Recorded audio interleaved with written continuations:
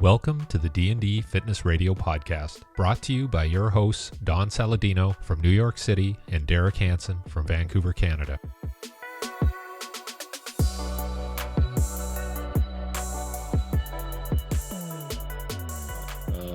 I gotta go to Arizona around that time for an NFL thing, like a athletic trainers conference.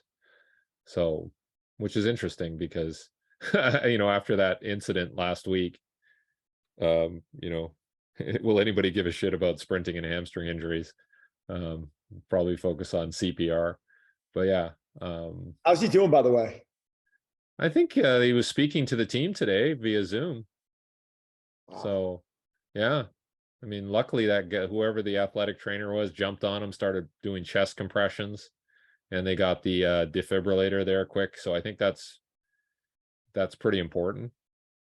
Like after I saw that, I'm like, shit, maybe I should buy an AED for myself, like have it around, right? You never know. So it's scary stuff. It really is. I mean, at the end of the day, we don't know how anyone's really going to respond to anything, right? We're like coming in here and we're doing activity with people who I think about all the times in the past where I had clients show up that were like banged up or partying the night before, and you're like, you don't know what's in their system. You don't know how they're going to respond the next day. And then you're like, how you feeling? No, I'm fine. I'm a little beat up from last night. You don't really know what's going on. And then you're moving them around, right? I mean, most of the time, the good news, I mean, I think I would always try and downshift, and in the back of my head, I'm like, all right, let's be cautious here. Yep. I remember one time, one guy came in to drive, and I looked at his eyes and I said, what the hell happened? And he's like, well, tell me about his partying. And I checked his pulse. I grabbed his wrist. And just from walking in, he was like north of 140. Yeah, and I'm like, dude, look, what'd you do? And he told me, and it was things he shouldn't have been doing. Right? And I basically was like, I got into an argument with him because he wanted to start bench pressing and doing all this stuff. And I'm like, here's a bottle of water. And I literally put him on like a 2.5 mile per hour walking pace on a flat treadmill. And I had him drink the water and just walk because he was so irate that I wasn't training him. I had to make him feel like I was just moving him or doing something. And finally I had to call his business partner and tell him to pick him up. I'm like, this guy's not listening to me. Like, he was out of his mind. Yeah. And I'm not saying at all, I don't want I'm not pointing in the direction that, that guy who had the heart attack, was on any type of substances, but we just don't know, at game time, we really don't know what someone's readiness truly is right now. It's interesting. Like do sport teams would readiness have picked up on that, right? Would maybe would there have been some red flags? Maybe he did go to the game. Maybe he did show up to the field and something was like physically off. Maybe he was feeling off. Maybe he woke up that morning, his heart rate was elevated. I don't know. Did he say anything like that? Or was it just like he felt perfectly fine and it happened? Like, do we know? Because I've been going through some stuff online, and there's cases of, kids or young people, college athletes, a lacrosse player hit in the chest by a ball, or a baseball player, or a hockey player, ice hockey player, like Chris Pronger got hit with a puck in the chest. And if it hits you in the chest at the right time, at the right part of the rhythm, the heart rhythm, it can go into fibrillation, atrial fibrillation, and you will lose your blood supply to your brain, right? Because it just the heart basically cramps. So I think, you don't know, like there could be no pre-existing conditions, and if somebody gets hit in the chest just right at the right time, game on. Like, you need that defib to reshock the heart, and you need to keep CPR to keep blood flowing through the brain, right? So you almost wonder, like, is it going to get to a point one day where, because you're hearing about all these talks of readiness now, right? And it's interesting is I truly believe, I'm going to give you a big stat. I bet 90% of the people that are wearing some type of tracker and it's giving them some sort of readiness number is not paying attention to it. Like, I think it's probably that heavy. It's like someone turning around wearing a heart rate monitor and being like, oh, my heart rate got to 150 in today's workout. I'm like, well, what does that mean? And they're like, they like can't answer. Like, what does that mean? Like, what is that? Is that a gauge against you and someone else? Like, are you just using this as a quantifiable number to see where your recovery is over the next few weeks? Is it improving? Are you looking at heart rate to say, well, my resting heart rate in the morning is up 5 beats? Is that a problem? Is that something that a sport team's going to start looking at one day? And you see a player come to the field and you know that his average resting heart rate every morning is 43, and suddenly they show up and it's 53. Wouldn't you think that wouldn't that raise an eyelid of the training team? And I think it should. Like, that's part of it all, right? Like, it's, we hear about training and coaching as people are preparing for that event, but like, are they ready? Maybe it's something where players are showing up and they're like, think about it. You have a bullpen. When I say bullpen, I don't necessarily mean pitching bullpen. Like you have in baseball, you have a lineup of players and you start 9 players, which means you're sitting more players than are starting. Like, you've got a full pitching rotation that's sitting in the bullpen. You have 1 to 2 backup catchers. You have utility players, right? You have like another team that you could probably almost put on the field, right? It's pretty close to it. What if a player shows up one day and you're seeing that their readiness is completely off? Does that mean they're going to perform at a high level? When you have 2 players that are really close in ability, and you see, and they're like, and a coach, because you know what happens with coaches, you think coaches aren't like, who am I going to start today? Who am I going to start at third? And they have to sit down and think about that. Or, on the a professional hockey team, how am I going to run my lines today? Who's going to be on line 2? Who's going to be on line 4? Who am I going to play? Like, these are things coaches have to think about lineups every day. And if you start paying attention, you start looking at that data. Are those things that coaches are doing right now? Are they taking data, which I think is valuable data?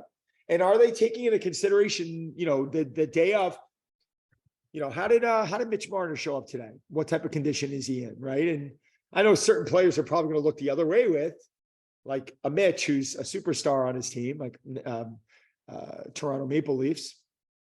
But for the players that are really close, are you now looking at readiness and saying, I'm going to go with this guy because they're physically ready for this event, match, call it what you want? Or, oh my God, this guy's resting heart rate is up 15 beats a minute.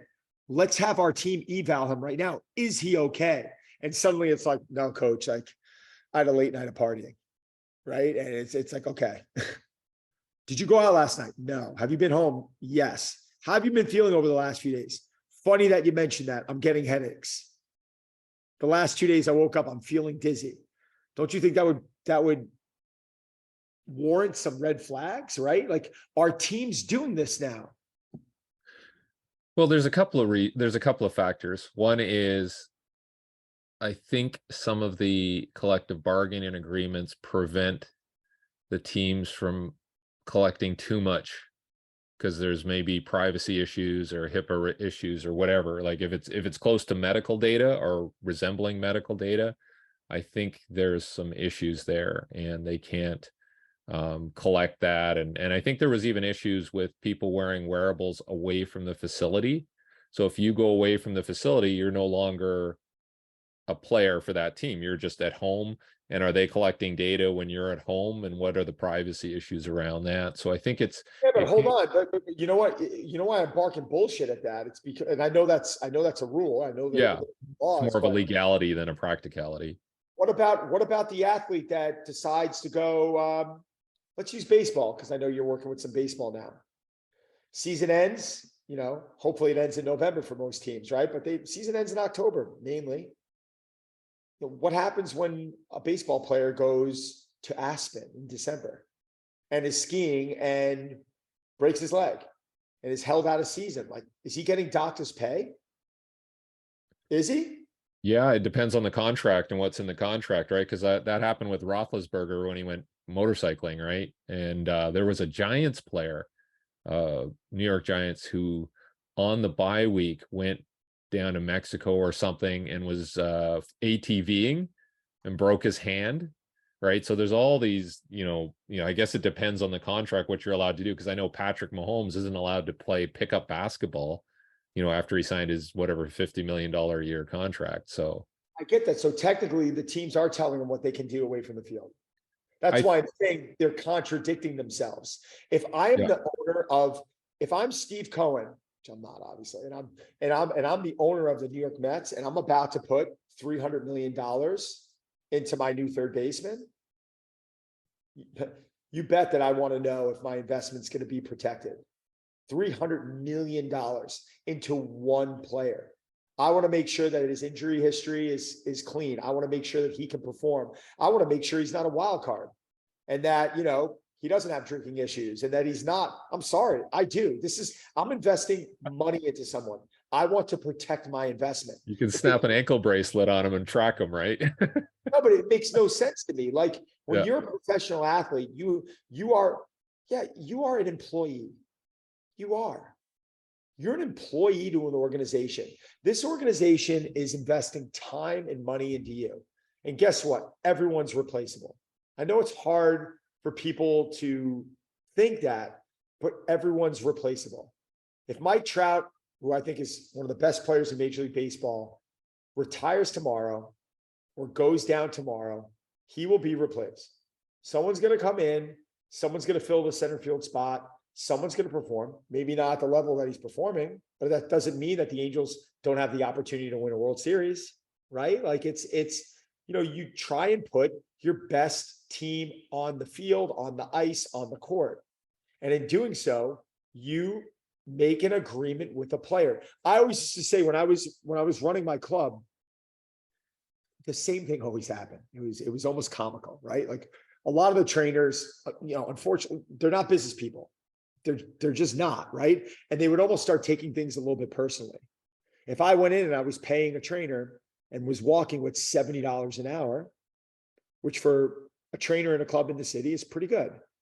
$70 an hour. They come in the beginning, they're excited, you build their book, they're making money, you're handing them clients. And in a year or two go by and they want to raise. Great. Like I remember sitting with one of my trainers and setting up a scaling performance, a performance chart, basically saying that, listen, if you're able to hit certain numbers, we will pay you, we will give you more money. And he just sat there. He didn't get it. He's like, well, what's my incentive to work more? You want me to work more hours? What's my incentive to do that? I'm like, then I'm paying you more. He's like, yeah, but I'm working more. I was like, yeah, you don't understand though. It's like if you worked 40 hours and you were making $50 an hour, and now you're working 45 hours and I'm able to pay you 60, that's a lot more money. Wouldn't you be motivated and incentivized to do so? And then what would happen is as a business owner, I understood that there's only a certain amount of money that position can pay. And it sucks sometimes because you have some incredible coaches that come in that you love from a business and a personal standpoint that do a great job. After a while, you're like, guys, I just can't pay you more money. Can't do it. Like it's not in the business plan. The business will start choking and they almost take it personally. Like, oh, well, I should be making more money. This is on you. Like you're deciding to stay in this position. You agreed, you shook my hand to stay in this position and make more money. If you're upset that the business can't pay you more money because this is a business, then leave. But a lot of them wouldn't because they were scared to leave. So what would happen? They would almost, now you see the little chip on their shoulder. And now they're showing up to work and they're pissed off. And then that's when things just start going wrong. That's when I have to sit down. I used to have to sit down and have the conversation. Like, listen, if you're not happy here, you have to make a decision. They're all pissed. I should be making more money. Then go somewhere else and make more money. Yeah. It's a terrible thing to say. It really is, but it's no different in professional sports. People don't think about this. Derek Jeter was an employee of the New York Yankees. He was an employee. Like he's got an obligation. He's got a job. He's got things. He's got a way he needs to handle himself on and off the court. Like I'm sure if like a Goldman Sachs, I'm sorry, I shouldn't even mention a name. I'm sure if a hedge fund guy or a private equity guy leaves a major firm and goes off and gets caught with a hooker and a bag of blow, like Goldman's not going to say, well, you did that on your own time, right? Or a firm's going to say, well, you did that on your own time. Like press is press and you need someone to perform. And if you're acting a certain way outside of that work environment, hell yeah, that should be looked upon by the employee. I'm sorry, the employer. Well, how about when you had staff at your gym, like, did you have cases where people would show up and were not ready to work or train people, or because of their offsite behavior? Yeah, I mean, I was fortunately, you knew my staff was pretty solid, but I had people who walked in that weren't like showered at times, or you could tell they weren't like grooming themselves properly, and you had to have some uncomfortable conversations. Yeah. I had members that did the same thing, that like I had to turn to a member once and say, you like, are you like, listen, this is an embarrassing conversation, but I don't want you to be embarrassed by other members, which it's going to start happening. But what are you doing with your dirty laundry? And he's like, I throw it back in my locker after I wear it. Absolutely disgusting. So he'd be wearing a shirt, sweating all over it, putting it in his locker and re-wearing it a day later or 2 days later. And it smelled so bad that I actually had to go to this guy and talk to him. Like, you have to have some uncomfortable conversations. Yeah. Someone could turn around and be like, well, freedom, I can walk around and smell and do whatever I want. No, you can't. like you're in a private facility.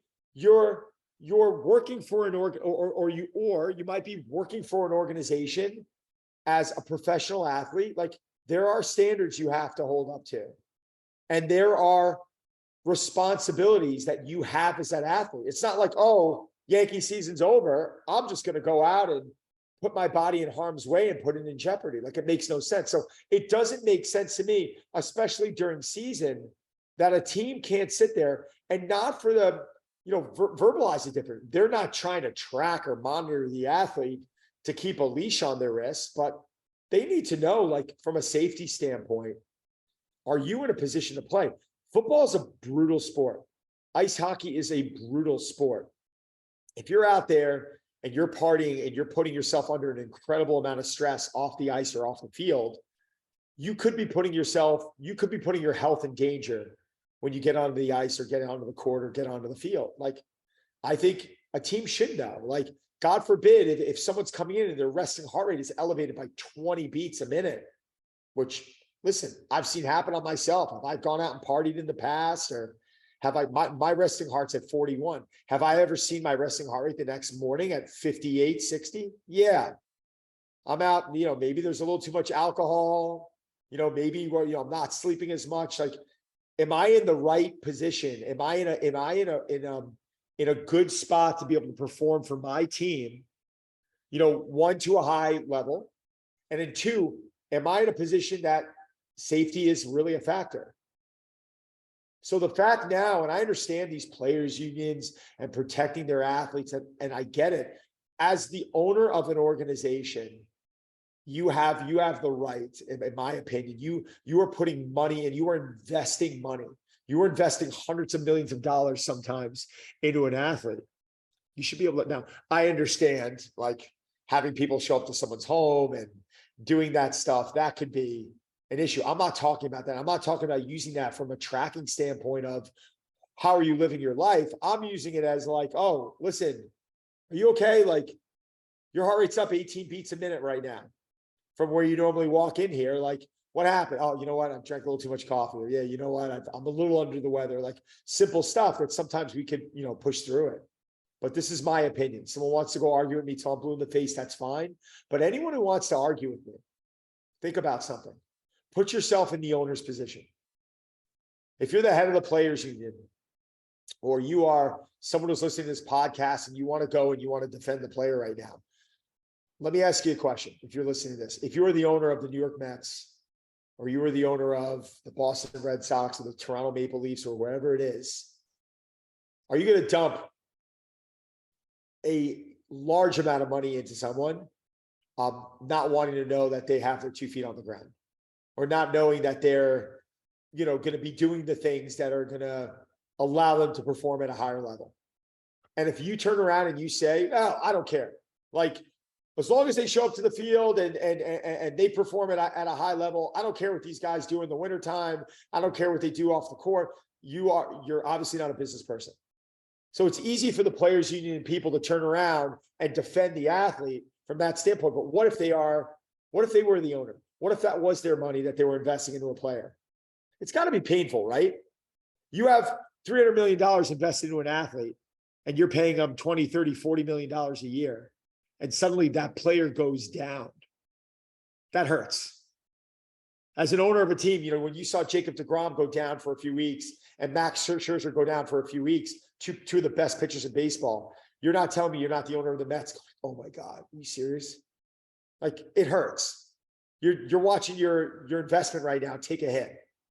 And I don't know. I mean, everyone wants to always defend the players, and they always want to defend the players union. Oh, we don't have to defend the owners. These guys are rich enough. Like, you know what? Sure, they have a lot of money. They've gotten to a high level of success. They found a high level of success because they're really smart. They position themselves properly, but you got to look at it from their point of view. Yeah, the other side of that argument too is from the readiness point of view is sometimes we don't know. Like, we don't know if, oh, the guy's heart rate's up. Well, the famous one was Michael Jordan in the Utah Jazz playoff game where he had flu symptoms. He was half dead. Yeah, and I don't know, I think he got like 50 points. And then there was even a kid that the high school football team, my son's team, his alma mater, where the kid had flu symptoms in the morning and played in the evening, got 3 touchdowns, 2 interceptions, whatever. So there is precedence for those types of conditions. Like, I know Eastern Bloc countries used to inject flu viruses, dead flu viruses, into athletes because it would create a response, a heating response, and it would create a metabolic response that helped them on the day. So it's so tough to know, like, okay, do we leave this guy out?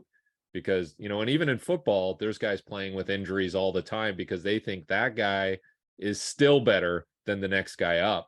Well, I mean, sitting Jordan in that game would have been catastrophic, right? Like I understand that. And I'm not really necessarily saying that like suddenly the heart rate's up and sit him. That's not what I'm saying. I'm saying it at least gives us some information to ask some questions. Yeah. Going to Michael Jordan, what's going on? Are you okay? And he's like, listen, I'm sick as a dog. Can you play? Yes. All right, go for it. It's like, fine. But when you got a player that's neck and neck with another player, and that other player's ready, and one player's in there, and he's like, no, I wasn't going to tell you because I want to play. I got the flu. It's like, get your ass on the bench, maybe. Like, maybe, or all right, then I can make a different decision. There's never a guarantee that the guy you're putting in is going to have a great game. You can always put in the guy who, you know, didn't necessarily, you know, that readiness might have been at a certain level, and he could shit the bed or shit. It could completely crap the bed. I'm completely aware of this.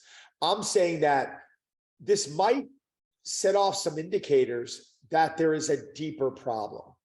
At the end of the day, everyone's going to have a bad game, right? And I don't really care about that as much. I care about someone's health. Like, what about the athletes that's super tough, that's been waking up with chest pains every day for the last 5 days and is not telling their coach because it's, you know, contract renegotiation season, you know, or he knows he's got all eyeballs on him, right? It was, remember Jerry Maguire? Yep. Remember Cuba Gooding Jr. in there?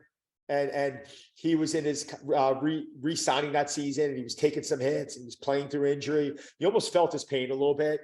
You're kind of watching him. Come on, man, hang in there. And he's catching touchdowns, and he's flipping over, and like the whole time you're waiting for that shoe to drop, right? And he did a great, I mean, unbelievable job acting in that movie, right? But you know, you think a lot of athletes are going through that. They're oh my God, this is my bread and butter. I have 4. The average NFL career is what, 4 years? Like a lot of these guys. Yeah. It's very low. Yeah. These guys and life expectancy is lower than the average person, right? Yeah. I mean, it's like a lot of these guys are relying on those 4 years to set themselves up for life. It's like, this is what they've been doing. This is all, you know, I always think the movie that makes me sick was The Program with that, who was it? Oh God, linebacker. Remember the linebacker that got hurt? Remember, he was like, he's like, I don't need to read. I'm going to all you know how to do is sign my name on the contract, period. Right. Like, and that was kind of a joke. But then, you know, after that, I mean, you know, you're kind of sitting there going, what's this guy going to do with his life now? And I'm not saying that. I'm not putting all NFL players in those categories, but some of them have to be, right? Like, some of them they're playing for their life. They might know they're playing through injury or or they might get cut, or this is contract renegotiating season. And, I have to push through that. Like, are we, is the players union, are they truly, this is a question. I'm not yelling at them. I'm not trying to criticize them, but are they in the best interest of that athlete? Are they truly trying to protect the well-being of that athlete? Yeah, there was a guy who did a rant about that because, with the current situation, they don't know if this player from the Bills is going to be able to play again. Nobody knows what his health status is going to be. Is he going to be cleared to play? Does he want to play? And so they're asking, like, well, what is he going to do financially? Right. And there's a lot of players, I think they want extended medical insurance beyond their career, because a lot of the stuff, as we're both, older, middle-aged guys, stuff pops up from stuff that you did when you were younger, right? You're like, oh, geez, that knee or that my back or my neck or whatever. So I think that's still an issue, that these guys aren't getting covered for medical expenses and things that may be popping up because of their career. It's wild too, because different organizations have different type of packages after retirement, right? Like the PGA Tour. I was talking to one of my buddies who's won a certain amount of times on the tour. And he said that if you win X amount of times on the tour, they, you're going to get this. Okay. Yeah. Help me out. You're going to get this. It's not severance. You're going to get this lifetime pension. Thank you. Pension. Oh my God. Thank you, Rob. Your pension plan is set up and pays out pretty nicely, right? Like, okay. So it's not just medical coverage, it's a pension. Yeah. Yeah. Okay. Yeah. The tour has a pension. I think it's, wow. I think it's pretty decent. I don't know the exact numbers. I can find that out, but what's the deal with the NFL? Do they have a pension if you play a certain amount of years? If you get injured on the field, God, if you get injured on the field, I think they do have a pension. I don't know, but again, I don't know if it's based on earnings or it's based on, it's just a flat amount. And yeah, you do probably have to play a certain amount of years. But again, does that cover, reconstructive surgery or major orthopedic surgery or medication for pain over a long period of time? I don't know, because that can get pretty expensive too. So it's, yeah, because I think that's the thing with the NFL is there's no guaranteed contracts. So whereas I think the NBA, I think baseball has guaranteed contracts, but not the NFL, which is bizarre because it's the most dangerous. It's the most violent. Yeah. Someone gets, and unfortunately, like a lot of players are getting injured. How many players this season are having career-ending injuries? Yeah, well, I mean, there's almost 50 ACL tears this year, and but those aren't necessarily career-ending. not necessarily, but definitely if you're lower on the priority list or the hierarchy, you're probably going to get cut, and then it gets a lot more difficult, right? So out of those 54 people, how many people do you think do not return? If you had a guess, that's a good question. Well, my guess would be 15. 15 would not come back? Never. Like that's it. Like, even if they get cut, if they get dropped, they're unable to find full stride. They're unable to get picked up on a team. They just can't get back to that point of like, yeah, I think it's probably, I'm going to say 50% because a lot of it depends on timing too. So if it's later in the season, it could affect your ability to show up to the next camp, right? And make that roster. So it a lot of it's circumstantial. Like, are you at the end of your career? Like, are you a veteran where people have just written you off and said, well, why do we want to invest in that guy? He just tore his ACL. We probably got to pay him a little more anyway. So this is a good reason to let him go. So it definitely is circumstantial. And so I don't think it's as easy as like, well, yeah, he'll come back and he'll get a shot. It's so difficult because, you got a whole draft class coming, right? And why don't we just pick that guy and pay him less? He's not quite as experienced, but he's new.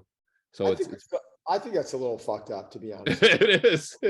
Like I really do. Like, here you have an athlete that's, been, working his ass off, working her ass off to become, the best in the world at their sport.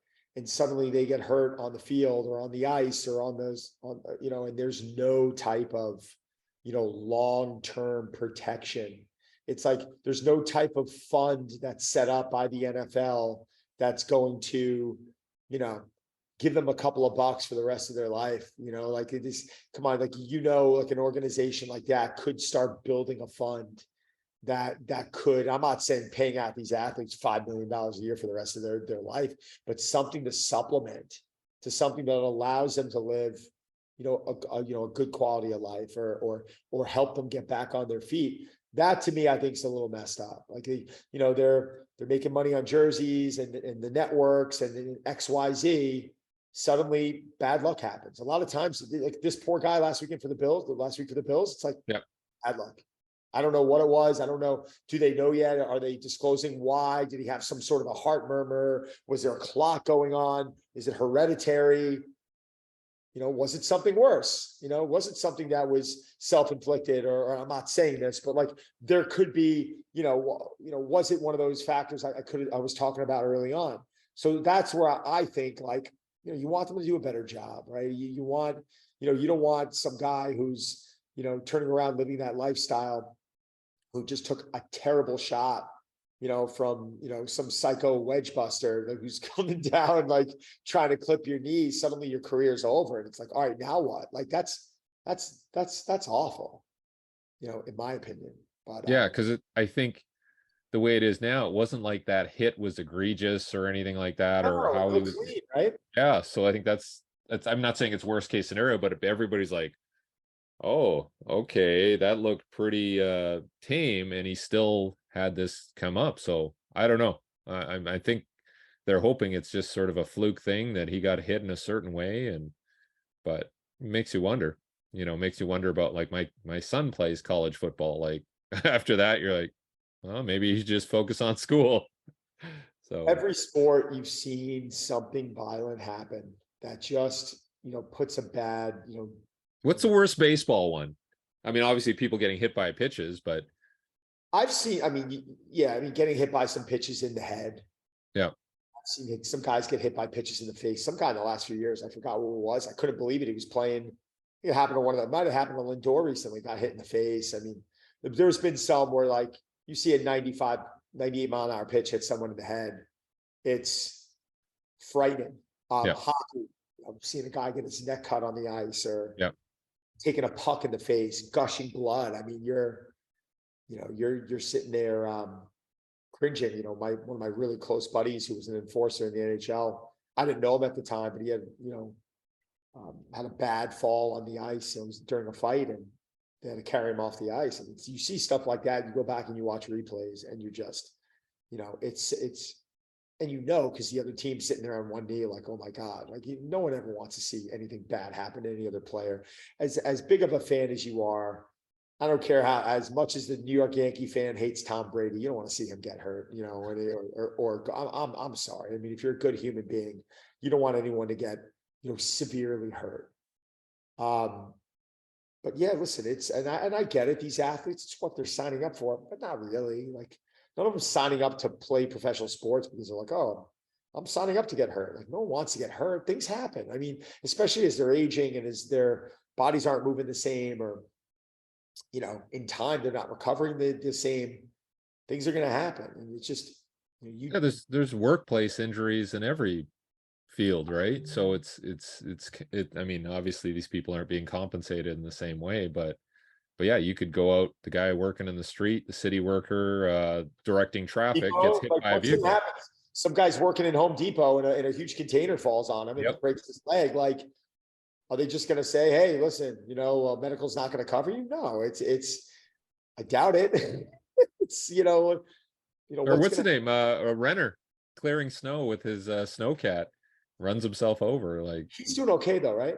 I think so. But that was pretty brutal. And the rally car driver, Ken Block.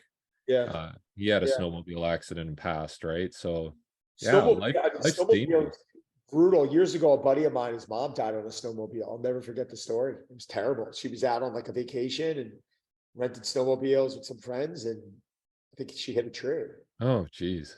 just terrible stuff. I mean, listen, terrible things happen every day out there. It's awful when you have to see it on TV. That's the other thing too. I can't stand how, you're able to go in and watch this stuff, right? Like let's pull it up. Like social media, like you see things falling on people's heads and the people are reposting it. I'm like, what are you doing? Like, this is terrible. Like you're letting people, this is for their entertainment now. People, I want to see it. Still, you want to see it because it's for your entertainment. Like, take my word for it. Like a brick fell and crushed a woman's skull. Like, you don't need to go see it. Like, she's in terrible condition right now. Like, relax.